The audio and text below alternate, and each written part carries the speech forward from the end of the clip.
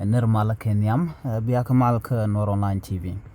erwaja bana link jan gwaseme chala do chani di shop ke janwan chaka ne rewi ka Sudan rewi ka Khartoum ka korme pai to ke jan kor gwasa pai wa ban je kula lingo gwa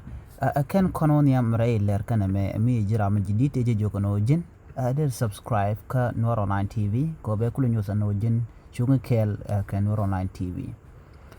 mi she nok ben wo bi Nuer online tv bi je support der janwa ka ne tin kokien ka der subscribe ka der comment do der ja kwing pingwas mi chile shjelling bana recommend chalat ka kwi Sudan ka bana rajba ka kwi upper nile state ka kwi kore che to me chane di shuko badak shaka nakten ban ler dang roti bana kaling bana kulo ka der tin kokien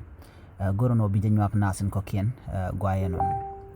gwasame ka leran shalat rewi ka Sudan shala do shane di shuko janwan shaka na rewi ka Sudan ka Khartoum ka do me din me shaboka gwas mi chikor cha tokten ngai kono no na ka pai ngwan ka ron kina daru jandang ro dok chikor cha tokre rewi ka Sudan ke Khartoum gwas mi chene tin wan lung cha ka jo chre wich ka kan korpen titi lere shi mal cha tin met dungon tama chikor ma cha janyok chine jan ngwan chika liutin shala do chikor mi din nyok ka luitin rewi ka Sudan tama chene jan ngwan chika nak an kor me kam rapid support force kene de ni tin kon la de ni Sudan tin de tin chala do chikor mo chawre laran tama chiniti choko jan ngwan chika liu tin re kormo leran do diana ban linga jan gwaseme rege chitogre wi malakal kam ted ni kana jang lere shaling ka kor gwasa pai wo chala do shane badak shakanak re korin chitog ka re kormo shagu jan odong ba security ba je la re wich ka chaje ladba dundo chala do kane te kon te shiri ga michigan lat kan ka kep anta ma shikwar en dini jan no udok yai ramdan la governor re wucha ka malakal ke ka panal